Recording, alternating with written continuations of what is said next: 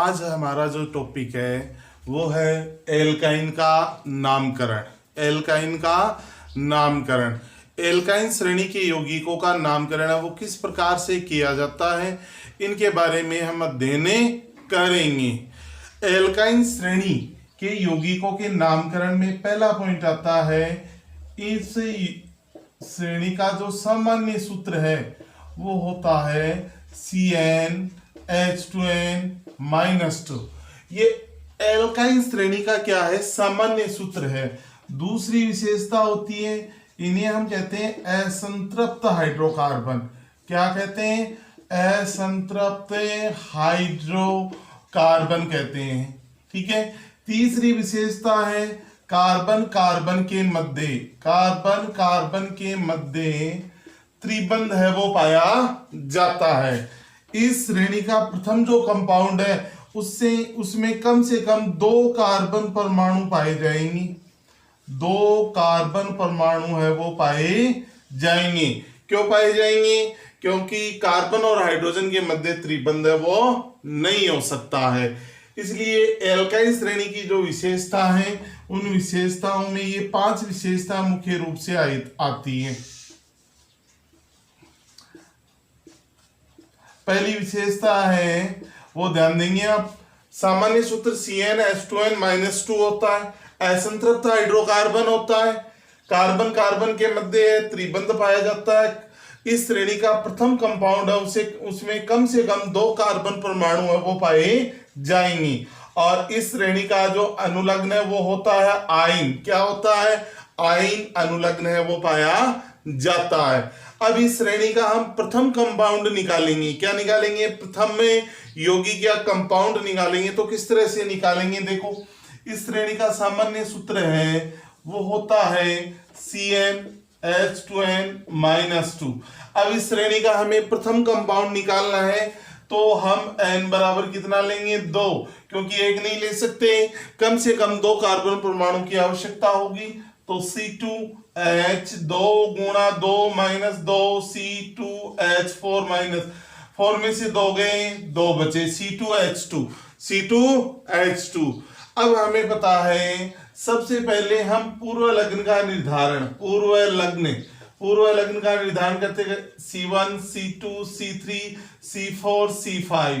यदि कार्बन परमाणु 1 है तो मेथ आएगा, 2 है तो एथ आएगा, 3 है तो आएगा प्रोप, 4 है तो आएगा ब्यूट और 5 है तो क्या आएगा?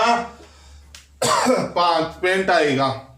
अब देखो, कार्बनिक यौगिक का हमें नामकरण करना है तो कार्बन परमाणु देखो कितने हैं? 2।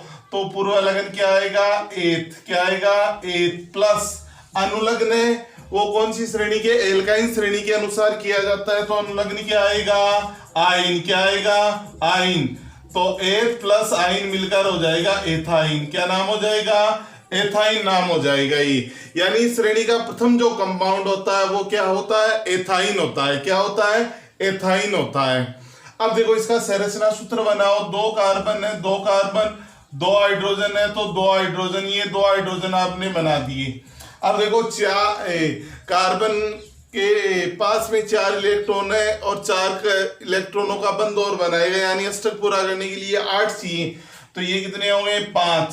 तो यहाँ कौन सा बंध आएगा? त्रिबंध। क्या कौन सा बंध आएगा? त्रिबंध आएगा। कौन सा बंध है? त्रिबंध आएगा। इस प्रकार से हम एल्काइन श्रेणी के जो यौगिक हैं उनका प्रथम कंपाउंड निकालते हैं और उसके बाद में क्या करते हैं, आगे की जो प्रोसेस है वो स्टार्ट करते हैं। यानी ये एल्काइन श्रेणी की क्या है, विशेषताएं हैं वो पाई जाती है। अब इसके बाद में हम आगे बढ़ते हैं तो इस श्रेणी का जो हमें दूसरा कंपाउंड, दूसरा यौगिक है वो निकालेंगे और उस यौगिक का हम नामकरण करेंगे, संरचना सूत्र है वो बनाएंगे। तो मैं यहां लेता हूं n बराबर 3, सूत्र है CnH2n-2। यहां मान रखते जाओ C3H 2 गुणा 3 minus 2, C3H6-2, C3H4, C3H4। Carbon परमाणु कितने हैं? 3 के लिए आएगा प्रोप प्लस आइन, प्रोप प्लस आइन नाम हो जाएगा प्रोपाइन। क्या नाम हो जाएगा? प्रोपाइन नाम हो जाएगा इसका। ठीक है। अब इसका संरचना सूत्र बनाओ, 3 कार्बन है तो ये 3 कार्बन बना दिए। कितने कार्बन है? 3 कार्बन।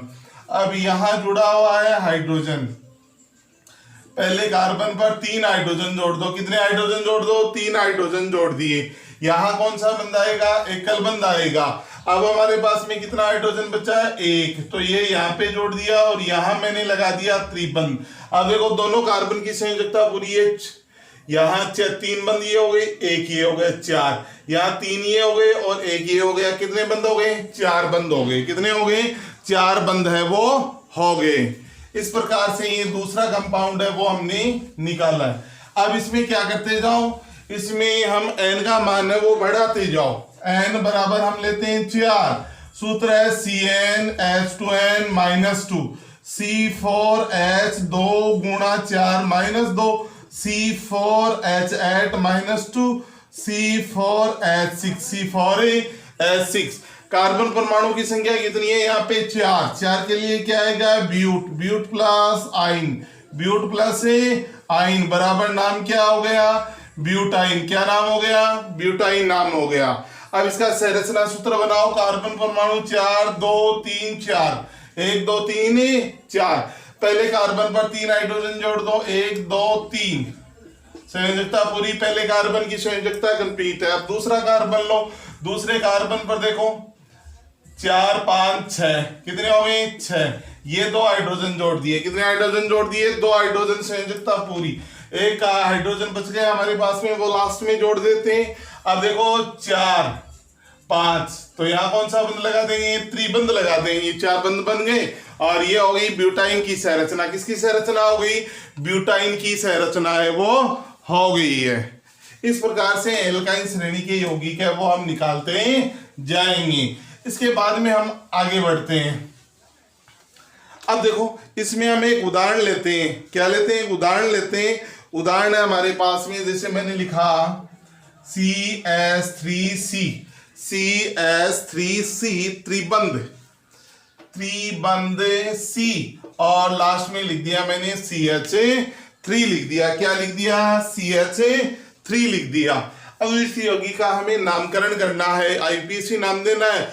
तो IPC नाम देने का पहला नियम क्या है? पहला नियम ये आता है कि सर्वाधिक लंबी कार्बनिक श्रृंखला का चयन करो। ठीक है, यदि एल्काइन श्रेणी है तो वो त्रिबंध युक्त होनी चाहिए। और दूसरा पॉइंट आता है कार्बन परमाणु का अंकन उस सिरे से करो, कार्बन परमाणु का अंकन उस सिरे से करो जिस ओर से प्रतिस्थापी समूह को क्या मिले? न्यूनतम अंक मिले। उस ओर से हमें कार्बन परमाणु का अंकन करना है।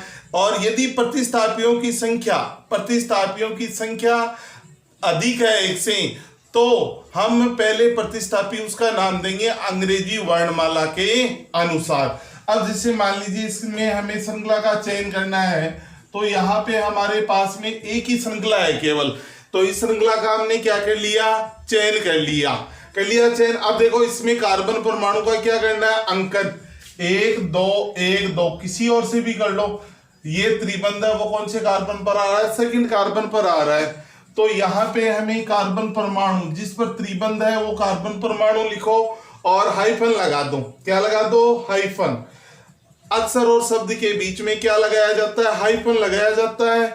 और जो अक्षर है उसके बीच में लगाई जाती है कोमा। तो 2 हाइफन, कार्बन परमाणु कितने? 4, तो ब्यूटाइन। क्या नाम हो गया? 2 ब्यूटाइन, 2 ब्यूटाइन नाम हो गया इसका। इस प्रकार से हम क्या करेंगे? इसका नामकरण है वो करेंगे। ठीक है, अब हम एक दूसरा उदाहरण लेते हैं इसमें, जिसके माध्यम से हम इसको समझेंगे। उदाहरण लिया मैंने CS3CH, CS3CH,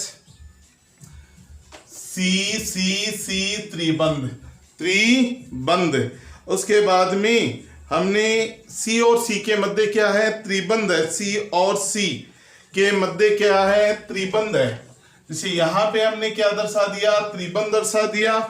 और लास्ट में हमने जोड़ दिया CH3 जोड़ दिया। और उसके बाद में यहाँ CH के जुड़ा हुआ है, CH3 जुड़ा हुआ है। अब इस यौगिक का हमें क्या करना है? नामकरण करना है। क्या करना है? नामकरण। तो सबसे पहला काम मैंने बताया था कि सर्वाधिक लंबी कार्बनिक श्रृंखला का चयन करो और वो त्रिबंध उसमें होने चाहिए, और प्रतिस्थापी समूह है वो मुख्य श्रृंखला से क्या होने चाहिए, बाहर होने चाहिए। तो सबसे लंबी श्रृंखला ये हो गई हमारी, इस श्रृंखला का हमने क्या कर दिया, चयन कर दिया। ये प्रतिस्थापी समूह है जिसे मुख्य श्रृंखला से क्या रखा जाता है, बाहर रखा जाता है। CH3 समूह को हम बोलते हैं मेथिल। CH3 को क्या कहा जाता है, मेथिल कहा जाता है। CH3 का नाम क्या है, मेथिल समूह, प्रतिस्थापी है। अब देखो 1 2 3 4 5 कितने कार्बन है, 5 कार्बन परमाणु है, ठीक है। सर्वाधिक लंबी कार्बनिक श्रृंखला का क्या हो गया, चयन। अब क्या करेंगे, अब हम क्या करेंगे, कार्बन परमाणु का अंकन। कार्बन परमाणु का अंकन उस सिरे से करना है जिस सिरे पर त्रिबंध को क्या मिले, न्यूनतम अंक मिले। याद देखो 1 2 3 तीसरे पर है त्रिबंध, या पहले और दूसरे पर, तो इस ओर से कार्बन परमाणु का अंकन कर दो 4 और 5, ठीक है। अब हमें क्या करना है, सबसे पहले प्रतिस्थापी का नाम लिखना है, कौन से कार्बन पर है, देखो चौथे कार्बन पर, चौथे कार्बन पर हाइफन लगा दिया शब्द और अक्षर के बीच में, और इसका नाम है मेथिल। क्या नाम है, मेथिल। दोबारा हाइफन, त्रिबंध कौन से कार्बन पर है, दूसरे पे है, तो 2 लगा दिया, और इसका नाम हो गया, कितने कार्बन है, 2 4 5, तो नाम हो गया पेंटाइन। क्या नाम हो गया, pentyne. 4 methyl 2 pentyne, 4 methyl 2 pentyne है वो इसका नाम हो गया। यानी इस प्रकार से हम किसी भी कार्बन परमाणु का जो नाम है या किसी भी यौगिक का नाम है, आईपीसी नाम है, एल्काइन श्रेणी के यौगिकों का है, वो हम दे सकते हैं, वो दे सकते हैं। अब हम एक उदाहरण और लेते हैं, एक उदाहरण और लेंगे और उस उदाहरण की सहायता से हम इसको समझेंगे। देखो CH2 यहां जुड़ा हुआ है Cl, क्या जुड़ा हुआ है, Cl, फिर है CH2, CH2C, CH2C, और आगे है त्रिबंध, और लास्ट में है CH, क्या है, CH। अब इस यौगिक का आईपीसी नाम देना है, एल्काइन श्रेणी का यौगिक है, तो सबसे पहला जो काम है वो हमारा है सर्वाधिक लंबी श्रृंखला का चयन। ये हो गई सर्वाधिक लंबी श्रृंखला, त्रिबंध युक्त यौगिक है इसमें, और यहाँ Cl क्लोरो क्या है, प्रतिस्थापी, क्या है, प्रतिस्थापी है, ये क्या है, प्रतिस्थापी है, ठीक है। तो कार्बन परमाणु सर्वाधिक लंबी श्रृंखला चयन हो गई। कार्बन परमाणु का अंकन उस सिरे से करो जहां त्रिबंध को न्यूनतम अंक मिले, इधर से 1 अंक, इधर से 3 अंक, तो अंकन 1 2 3 और 4 इस सिरे से हो गया। सबसे पहले नाम देंगे प्रतिस्थापी का। अब प्रतिस्थापी कौन से कार्बन पर है, 4th पर, तो 4 क्लोरो 1। अब कितने कार्बन है, 4 के लिए आएगा ब्यूटाइन, क्या आएगा, ब्यूटाइन, तो नाम हो गया 4 क्लोरो 1 ब्यूटाइन, 4 क्लोरो 1 ब्यूटाइन। इस प्रकार से हम आईपीएसी नाम है वो देते हैं। कौन सी श्रेणी के यौगिकों का, एल्काइन श्रेणी के यौगिकों का नामकरण है वो दिया जाता है, ठीक है। तो इस प्रकार से हम एल्काइन श्रेणी के यौगिकों का क्या देंगे, नाम है वो देंगे। यानी एल्काइन श्रेणी के जो यौगिक हैं उससे हमें समझना है ये कि कार्बन और कार्बन के मध्य है वो त्रिबंध पाया जाएगा, अनुलग्न होता है, आयन होता है, क्या होता है, आयन होता है। तो आज के वीडियो में इतना ही। यूट्यूब चैनल रतन तंवर को लाइक कीजिए, शेयर कीजिए, कमेंट कीजिए और सब्सक्राइब कीजिए अधिक से अधिक। Okay, bye.